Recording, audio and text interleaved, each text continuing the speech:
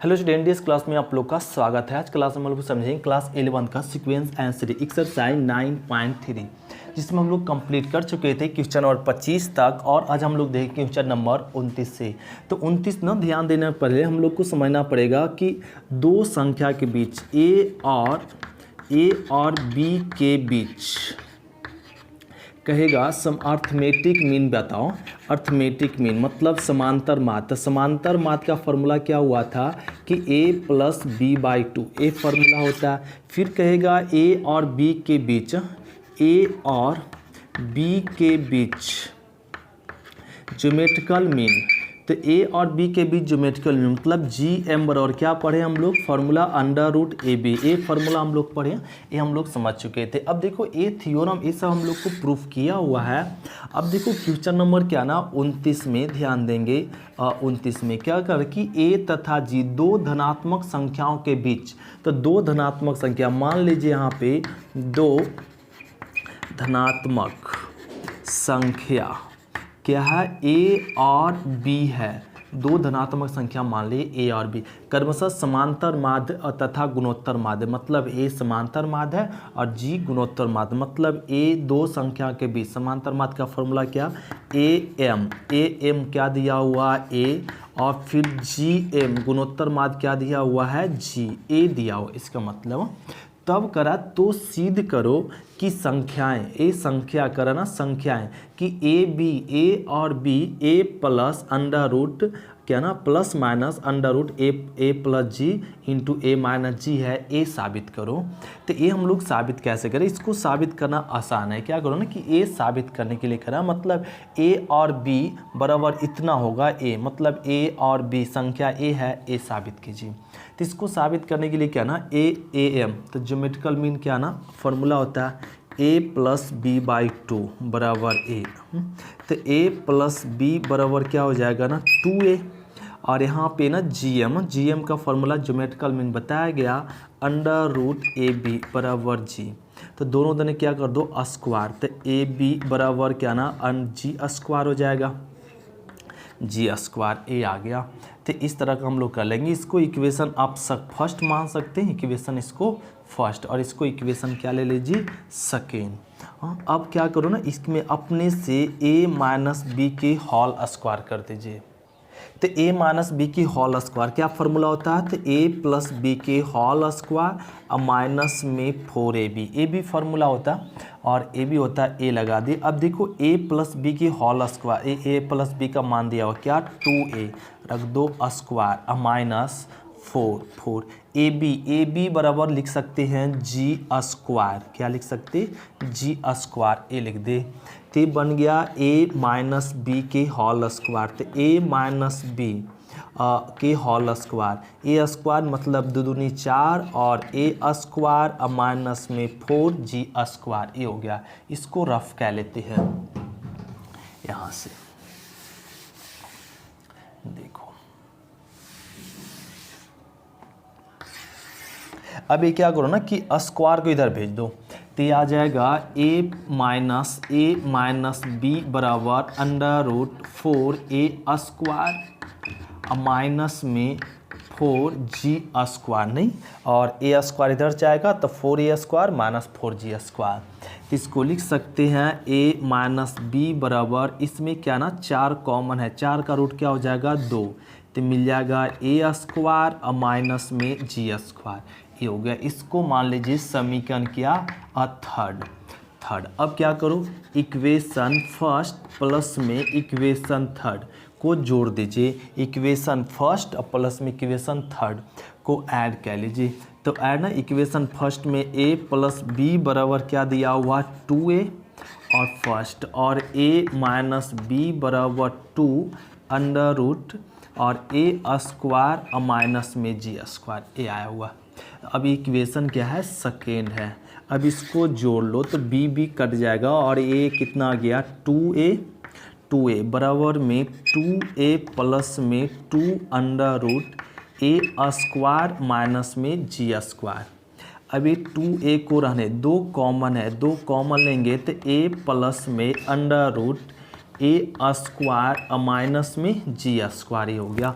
तो दो दो क्या हो गया ना, कट गया, कट गया। तब लिख सकते हैं इसको a बराबर a प्लस में under root a square minus में g स्क्वायर, और a लिख सकते थे a बराबर a प्लस में under root a square minus b square चल दो, तो a प्लस में g इंटू में a माइनस में g a होता है।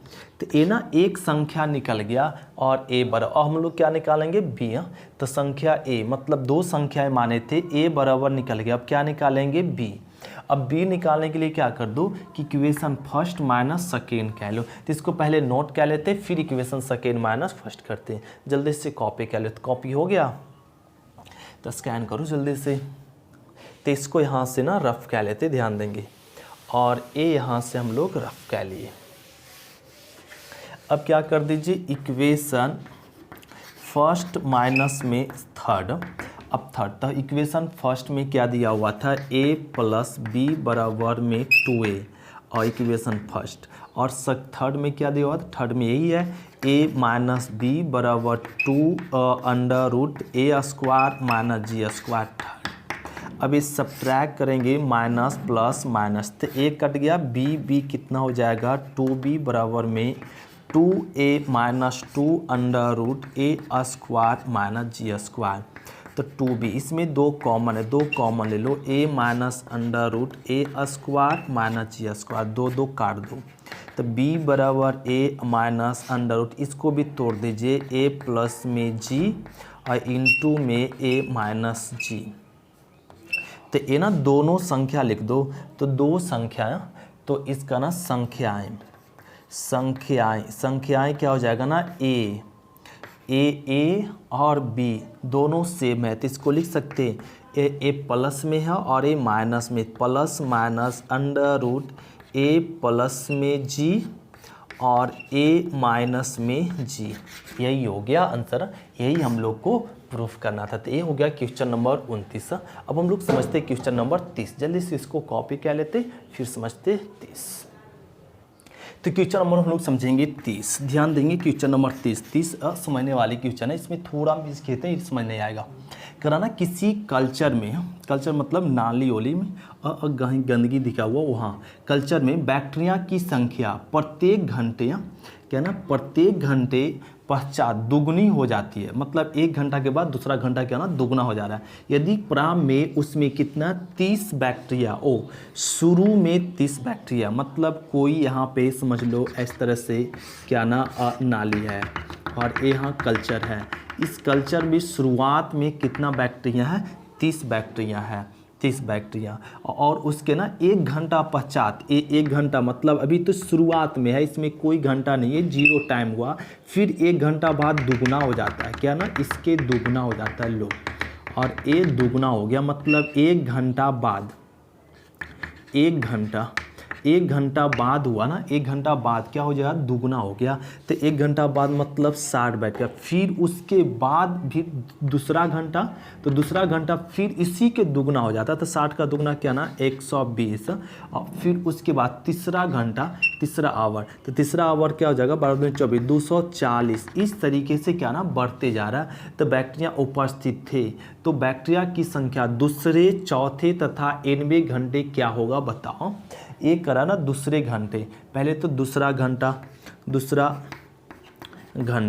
बैक्टीरिया की संख्या करा ज्ञात करने के लिए, फिर करा चौथे घंटा, फोर्थ मतलब चौथे लिख लो, चौथे घंटे, तो चौथे घंटे बैक्टीरिया की संख्या और 90 घंटे बैक्टीरिया की संख्या, एक करा ज्ञात करने के लिए। तो ध्यान दे, इसमें पहला पद क्या है ना 30 है, और पहला पद 30 है, और सार अनुपात कितना निकलेगा 2 निकलेगा, और ये हो गया। अब इसमें क्या करा ना कि दूसरा घंटा, ये तो 0 आवर है, कोई भी टाइम नहीं है, ये पहला घंटा होगा, तो ये क्या हो गया दूसरा घंटा। दूसरा घंटा मतलब कैमा पद, पहला दूसरा तीसरा, तो दूसरा घंटा मतलब कैमा पद, तीसरा पद T3, T3 को हम लोग बोल सकते हैं दूसरा घंटा। फिर चौथे घंटा मतलब एक घंटा, 2 घंटा, 3, चौथा घंटा मतलब कैमा पद, 5वां पद मतलब T5 पूछ दिया वाट। 90 घंटे मतलब 90 घंटे मतलब चौथे पद तो n+, 90 घंटे मतलब क्या, Tn+1 वाट। ए करा हम लोग को ज्ञात करने के लिए। तो दूसरा घंटा बैक्टीरिया की संख्या निकालना तो क्या निकालना पड़ेगा, तीसरा T3। तो दूसरे घंटे तो लिख सकते हैं दूसरे घंटे बैक्टीरिया की संख्या,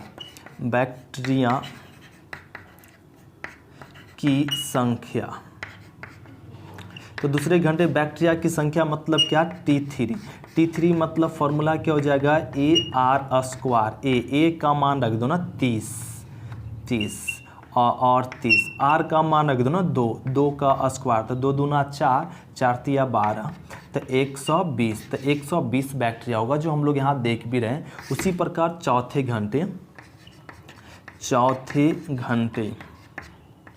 अब बैक्टीरिया की संख्या मतलब T5 मतलब AR पर पावर 4, A का मान 30 और R का मान 2 पर पावर 4 और 30, 2 को 4 बार गुना करेंगे तो 16, 16 48, ये आ गया 480। तो चौथे घंटे बैक्टीरिया की संख्या क्या होगा, 480 हो जाएगा। और 90 घंटे, तो 90 घंटे बैक्टीरिया की संख्या आप लोग ज्ञात कर लेंगे यहाँ।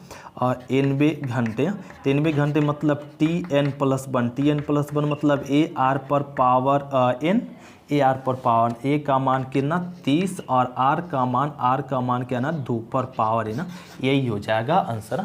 30 × 2 पर पावर n बैक्टीरिया की संख्या होगा। जो क्वेश्चन नंबर क्या कंप्लीट कर लिए 30। इस तरीके से हम लोग क्वेश्चन नंबर 30 बनाएंगे। तो इसको जल्दी से नोट कर लो, फिर हम लोग समझते हैं क्वेश्चन नंबर 31। तो ये कॉपी हो गया। तो क्वेश्चन नंबर हम लोग समझेंगे क्या ना 31। ध्यान देंगे 31 में क्या रहा है, 500 रुपये धनराशि 10% वार्षिक चक्रवृद्धि ब्याज पर 10 वर्षों बाद क्या होगा ज्ञात करो। 10 वर्ष बाद 10% चक्रवृद्धि ब्याज करा जुड़ रहा, तो 10 वर्ष के बाद उसका चक्रवृद्धि ब्याज कितना हो जाएगा वो करा।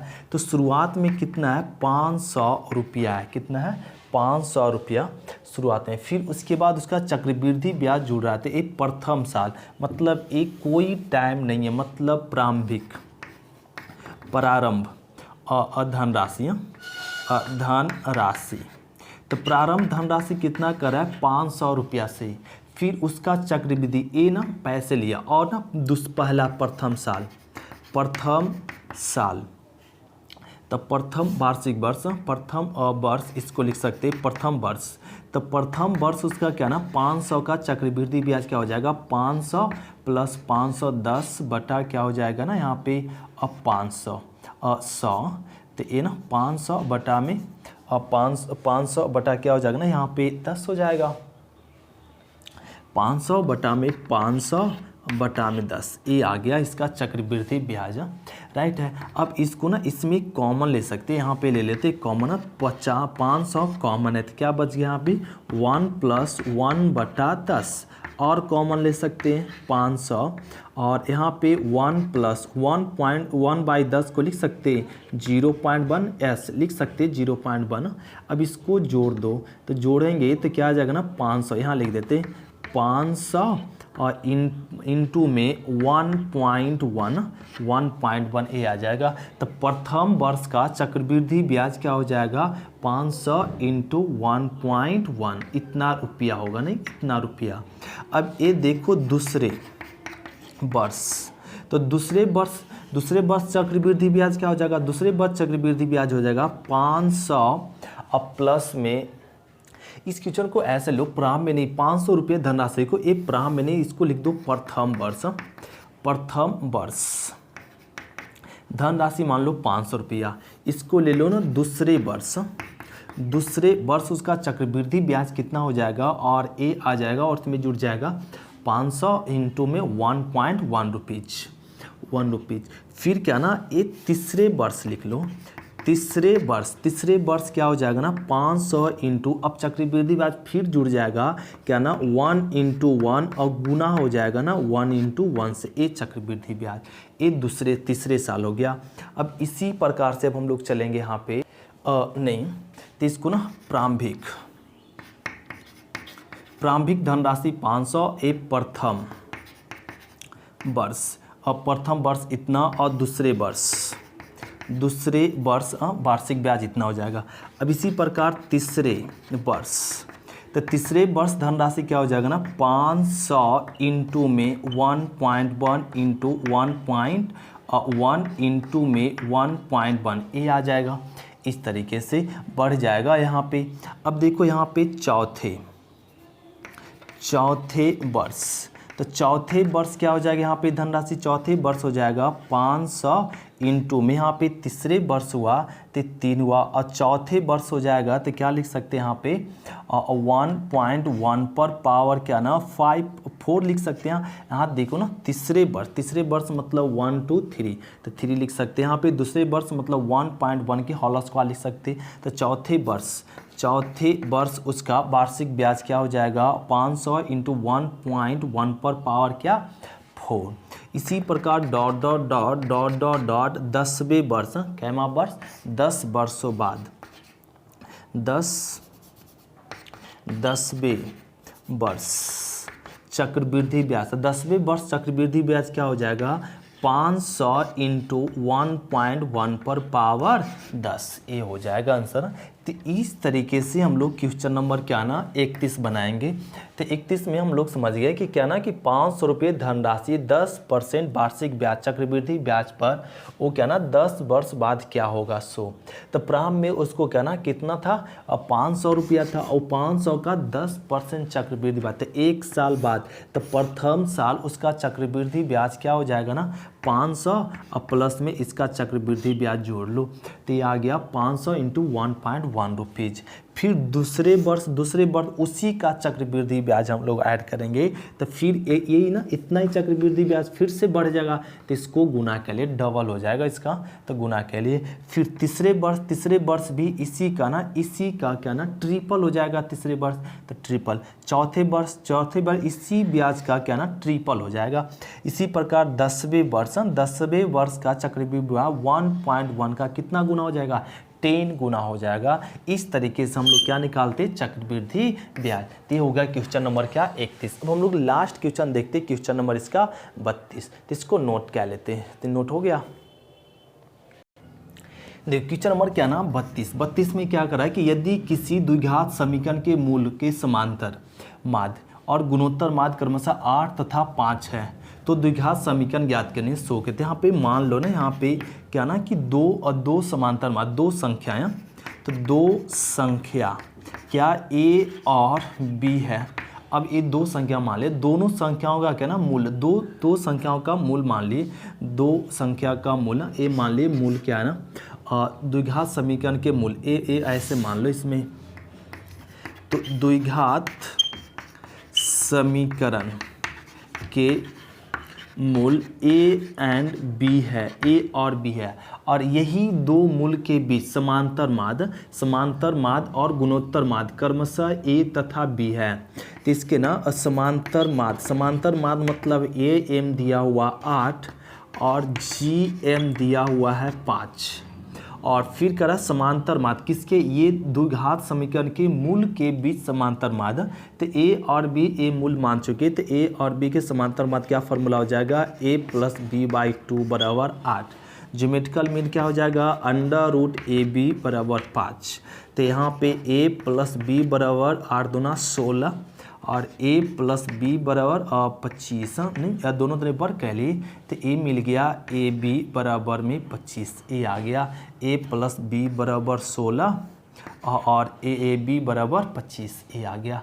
अब ये ना द्विघात समीकरण होते हैं, हम लिख लो द्विघात समीकरण। तो द्विघात समीकरण क्या होता है x² माइनस में a plus B X plus में ए बी ए बी बराबर में 0, ये द्विघात समीकरण के समीकरण होता है ना और फॉर्म होता है। तो एक्स स्क्वायर ए प्लस बी कितना लिख सकते हैं 16x प्लस ए बी क्या लिख सकते हैं 25 बराबर में 0, यही हो गया आंसर। यही करा था द्विघात समीकरण ज्ञात करो, जो हम लोग द्विघात समीकरण ज्ञात कर लिए। फिर से करा द्विघात समीकरण के मूल, तो द्विघात समीकरण के मूल मान लिए ए और बी। फिर करा मूल के समांतर माध्य, तो समांतर माध्य 8 दिया हुआ, 8 गुणोत्तर माध्य 5 दिया हुआ, ए एम और जी एम लिख दिए। फिर यही मूल के बीच, तो ये दोनों मिल मतलब दो संख्या का समांतर माध्य क्या होता है a प्लस बी बाई 2 बराबर 8। और इसी के रहा गुणोत्तर माध्य का फॉर्मूला क्या होता है, दो संख्या के बीच गुणोत्तर माध्य क्या होता है अंडर रूट ए बी 5। तो दोनों दिन स्क्वायर कह ले, ए आ गया तिरछा गुना कह ले, ए लिख लिए। फिर करा द्विघात समीकरण क्या, द्विघात समीकरण के फॉर्म क्या होता है जब मूल दिया हुआ हो तब, तो क्या ना X square minus A plus B X plus A B बराबर में ए द्विघात समीकरण के मूल का फॉर्म होता है ना, जब दो मूल दिया हुआ हो और जोड़ और गुना के रूप में, गुणनफल के रूप में द्विघात समीकरण का रूप मान रख लिए। और ये हो गया आंसर ना। तो क्वेश्चन नंबर क्या कंप्लीट कर लिए 32। तो हम लोग एक्सरसाइज 9.3 कंप्लीट कर लिए। अब हम लोग मिलेंगे नेक्स्ट एक्सरसाइज में 9.4 में। तो आज की क्लास इतना तक, थैंक यू स्टूडेंट, शुक्रिया। फिर मिलते नेक्स्ट क्लास में, इसको कॉपी कर लो। Bye student.